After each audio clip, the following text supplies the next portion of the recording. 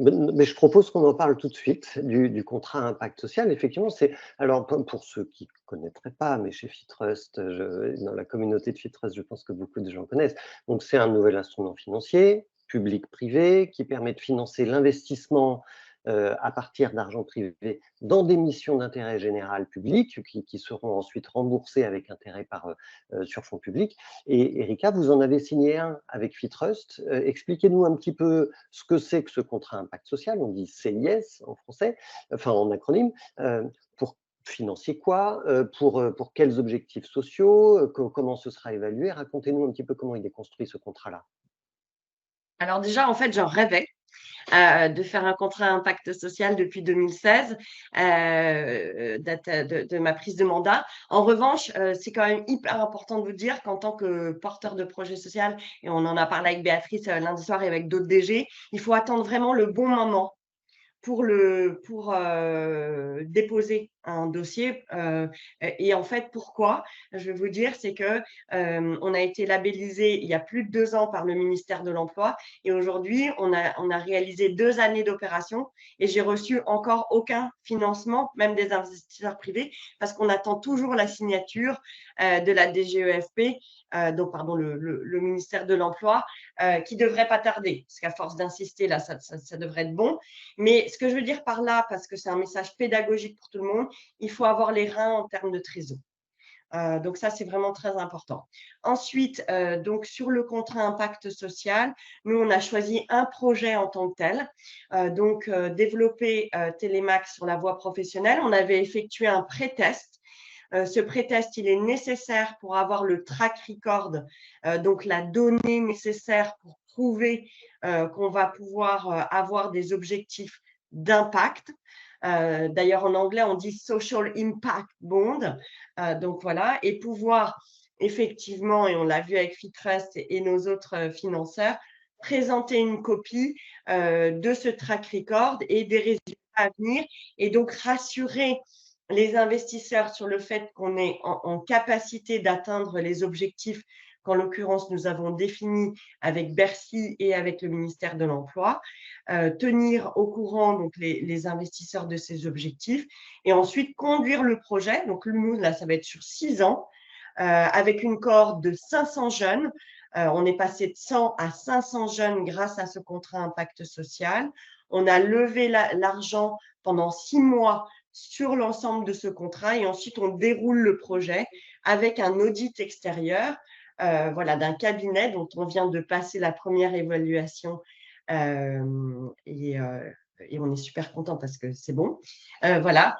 Et en fait, on a effectivement pour terminer, des objectifs très importants. Taux de sortie dynamique, 75%. Taux d'emploi durable, 45%.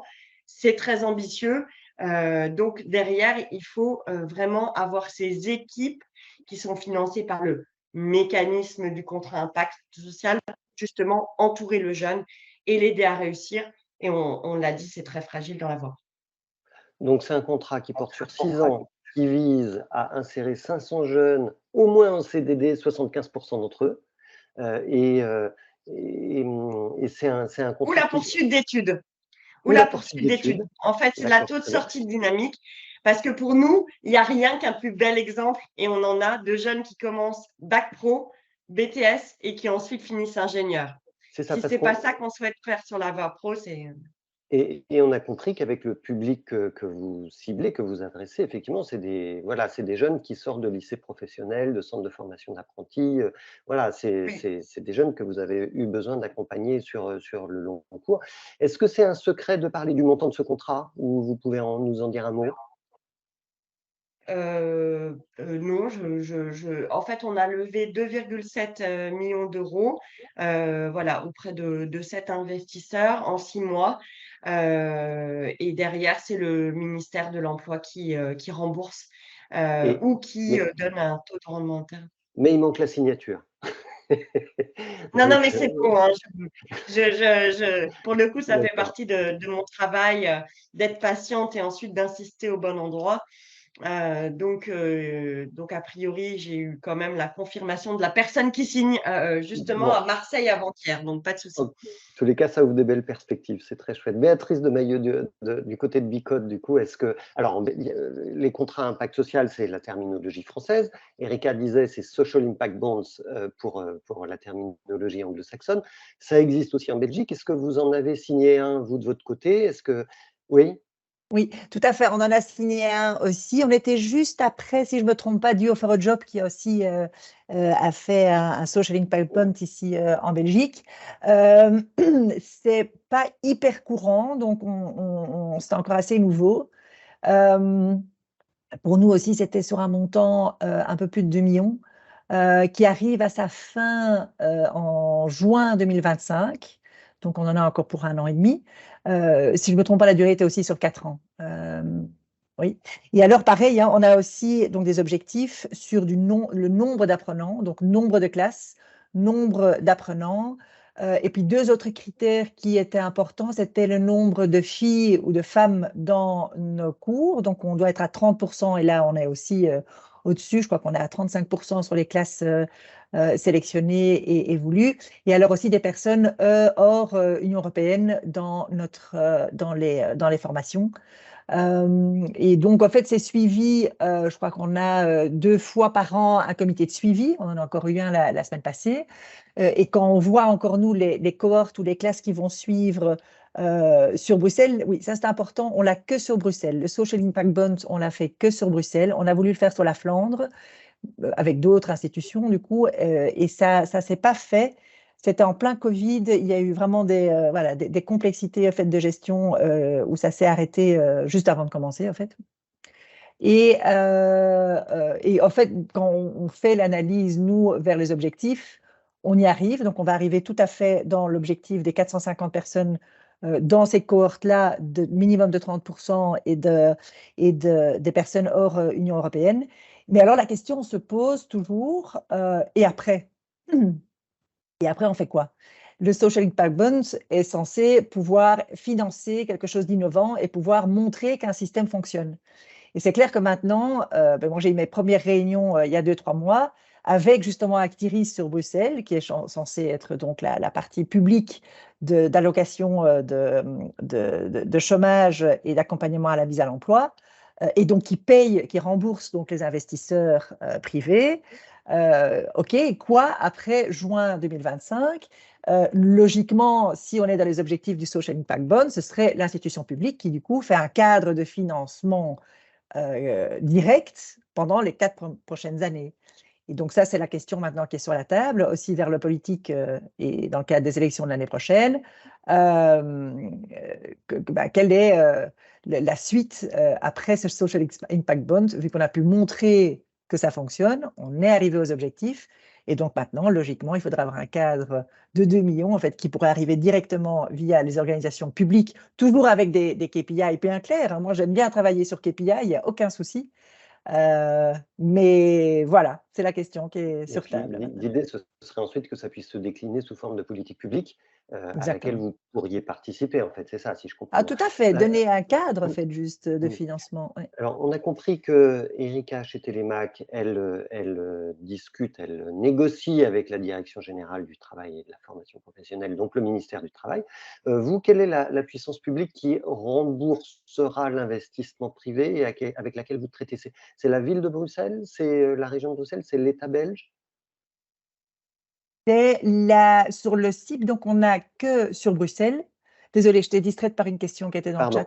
le chat. Non, donc pour le CIP, c'est que sur la ville de Bruxelles, mais en fait, l'emploi est régional en Belgique, donc en fait, on a 3 casquettes. En fait, on a discuté avec les organisations flamandes, avec l'organisation sur Bruxelles et avec le Forum sur la Wallonie. Donc Forum, Bruxelles Formation Actiris et la VDAB, qui ont 3 politiques complètement différentes avec des situations complètement différentes. Il y a presque plus de demandeurs d'emploi, façon de parler, en Flandre, alors que Bruxelles et Wallonie, il y a encore énormément de demandeurs d'emploi. Donc, voilà, c'est vraiment des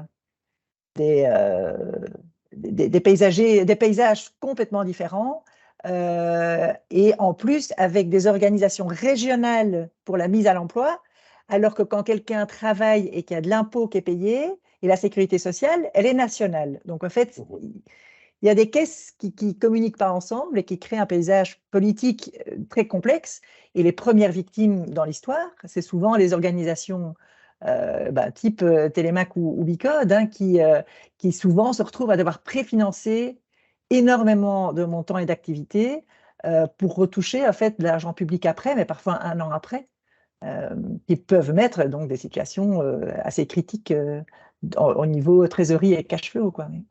Alors, je vois quelques questions arriver dans l'onglet conversation, donc à l'ensemble des participants. C'est vraiment le moment si vous voulez poser des questions. Et j'en profite juste pour reposer une question à Erika, parce qu'on parlait de la transformation en politique publique, parce que quand on a préparé ce webinaire, Erika, à un moment, tu as dit, oui, mais en fait, travailler sur l'égalité des chances, nous, on fait une partie du boulot, mais en fait, on a besoin d'un soutien à la parentalité en général, on a besoin d'une politique d'inclusion sociale et on ne peut pas faire tout le travail. Est-ce que tu veux en dire un mot? Oui, oui, bah écoute, évidemment, en fait, ce qui est intéressant dans nos projets, dans nos missions, mais ce qui aussi est complexe si on se met à la place des gouvernements, je pense que ce soit belge ou français, c'est la complexité, en fait, des problématiques qui sont toutes imbriquées les unes par rapport aux autres. Donc le contrat impact, c'est vraiment de la préfiguration de politique publique. C'est pour ça, comme l'a dit Béatrice, on a des objectifs, des KPI, et derrière, on donne cette data pour contribuer à la réforme de politique publique.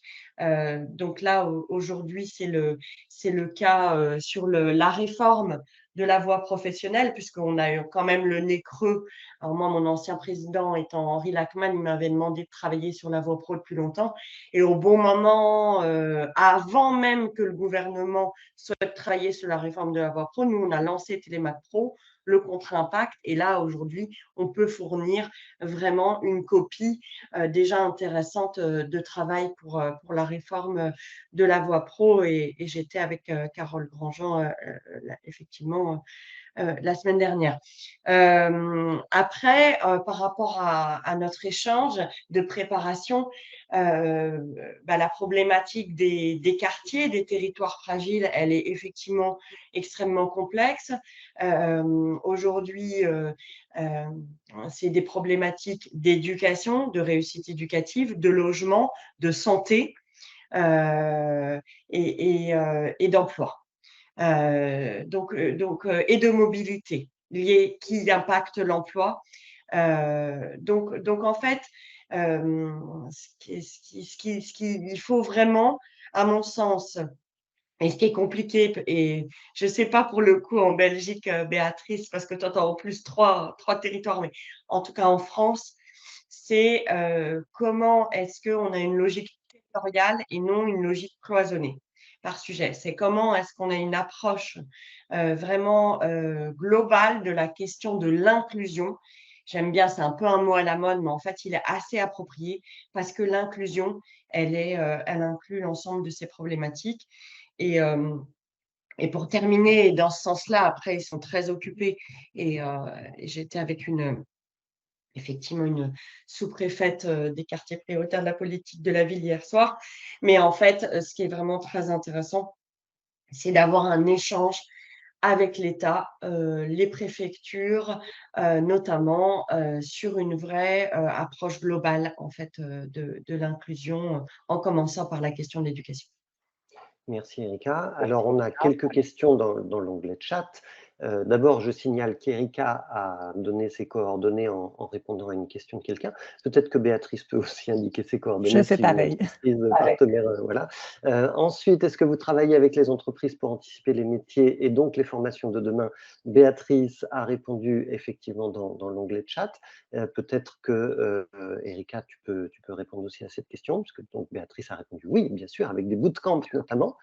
Et Erika, de votre côté, comment ça se passe? Est-ce que vous travaillez à l'anticipation des métiers de demain avec les entreprises ou pas? Alors, non, je dirais pas vraiment, parce qu'en fait, nous, on est très en amont sur la voie générale, donc dès la 5e. Et justement, comme on est sous convention avec le ministère de l'Éducation nationale, donc que ce soit voie générale ou voie pro, c'est déjà un peu tendu, en fait, pour notamment l'électorat des professeurs. Donc, ce serait assez complexe pour nous de faire ça. C'est-à-dire qu'on est déjà tagué on fait rentrer le capital, c'est une fille de prof qui parle, hein, mais dans l'école, voilà, c'est en revanche, on est évidemment très au fait des débouchés. On oriente les jeunes et encore hier, il y avait un jeune qui témoignait et son mentor lui disait, mais peut-être que tu ne sauras même pas quel métier tu feras, puisqu'on sait bien tous autour de cet échange ce matin que voilà, il y aura au moins la moitié des métiers qui vont disparaître d'ici 15 à 20 ans. Donc, nous, on est plutôt là pour accompagner le jeune à avoir une approche ouverte de ses débouchés, curieuse, donc voilà, et préparer l'entreprise du coup à recevoir ces jeunes-là. Mais sinon, à mon sens, vraiment travailler sur la question des débouchés, ça pourrait même être relatif à une dimension plus de prestation. Alors, c'est possible, mais il faut créer un mécanisme juridique approprié à la question de la prestation pour accompagner l'entreprise sur la question du débouché. D'accord. Alors on salue, où est-ce qu'il est? Mario Montalcini, là, qui nous fait l'amitié de nous dire qu'il est très content d'être là pour Homes for All, qui est donc une société qui travaille avec Fit Trust. Merci à Et tous. puis j'ai une question complémentaire, du coup, encore pour Erika, avant d'arriver sans doute à la dernière question sur le financement, mais question complémentaire sur est-ce que vous orientez les jeunes vers les métiers de l'aide aux personnes en situation de handicap? Donc c'est Dominique Jaillon qui travaille chez Simon de Sirène. Donc est-ce que vous faites ça, Erika? Pas spécifiquement. En fait, nous, c'est vraiment les jeunes qui décident, voilà, de leur orientation. Après, on a des jeunes. Encore hier soir, je discutais avec une alumni qui fait des études d'infirmière. Donc voilà, donc on a des jeunes qui vont évidemment et heureusement vers les métiers de l'accompagnement social ou voilà de la santé. On a d'ailleurs beaucoup de jeunes, à peu près 20% de nos alumni qui vont vers les métiers de la santé. Donc, mais après, c'est à eux de voir sur quel sujet, voilà, plus particulièrement. Mais Béatrice, vous nous avez dit, vous, que vous intervenez beaucoup plus autour des métiers de l'informatique, les métiers de les technologies de l'information, voilà, j'y arrive. Est-ce que ça exclut, par exemple, le champ de la santé et du handicap, ou est-ce que l'informatique est dans tout? Non, l'informatique est dans tout. Et en fait, oui, non, c'est une question qui me surprend, parce qu'en fait, l'informatique n'est plus un vertical en soi. Et là où avant, on disait, ah, c'est l'informatique. En fait, l'informatique et le digital, maintenant, est dans tout. C'est extrêmement transversal dans une entreprise. Et donc, même les métiers de data, ils sont partout. Le data est partout. Donc, en fait, c'est vraiment des métiers qui maintenant sont dans toute l'entreprise, et ce n'est plus que dans les départements IT ou technologiques. Donc, c'est vraiment quelque chose de partout. Et en plus, et c'est vrai que c'est un focus qu'on stimule nous aussi maintenant, il y a des personnes justement avec handicap qui peuvent être des parfaits informaticiens. J'ai sorti l'exemple d'Erika avec son trouble de l'autisme. Ce sont des personnes qui sont extrêmement précises justement dans les métiers du data. Ou bien on a un formateur en cybersécurité sur notre campus de Gand, il est aveugle. Donc il vient au campus avec son chien, il travaille devant un écran noir, donc c'est toujours un peu interpellant. Il fait tout justement avec un écran, avec un clavier en braille et avec des instructions audio. Donc en fait, voilà, on veut pouvoir montrer que ça ne se limite pas que à des personnes qui ont je dirais tant physique que mental. Voilà, donc ça peut être très très large, et voilà, je crois que c'est important que les entreprises et se rendent compte que attendre le mouton à 5 pattes, il n'y en a plus, et que justement ça permet d'avoir cette diversité dans les entreprises qui est une diversité réelle de la société, parce que voilà, la société aujourd'hui, c'est pas que des hommes ou des femmes blanches ou de bonnes études. Voilà, donc c'est être le miroir de la société, en fait. Dernière question peut-être en cette semaine de la finance solidaire. Quels sont les financeurs privés, les fonds privés qui sont autour de Bicode et autour de Télémac pour leur contrat impact social? Béatrice. Donc nous, le CIB a été organisé, je l'avais mis aussi dans le chat, hein, le CIB a été donc organisé par COIS, donc coordonné par COIS, et on a une quinzaine, nous, d'investisseurs privés derrière cette organisation de COIS. Et donc, comme je le disais, nous, on a aussi dans nos investisseurs de notre entreprise commerciale sur laquelle donc, on a ce ruling de transfert entre la SRL, donc l'organisation commerciale, et l'organisation sans but lucratif qui fait donc toutes les activités de formation. On a Fitrust, donc bien sûr, Impact Capital, qui est bien connu en Belgique, le Credal, et alors aussi la SFPI, qui est le fonds fédéral souverain qui investit, qui a tout un pilier maintenant aussi à impact, et donc qui voulait investir dans ce style de projet. Merci Béatrice. Et Erika, du côté de Télémac, quels sont les fonds privés qui... Oui, je suis en train de vous le mettre là. Effectivement, on a souhaité, d'ailleurs c'est aussi un vrai sujet, avoir, et j'oublie personne, 1, 2, 3, 4, 5, 6, il y en a 6 là.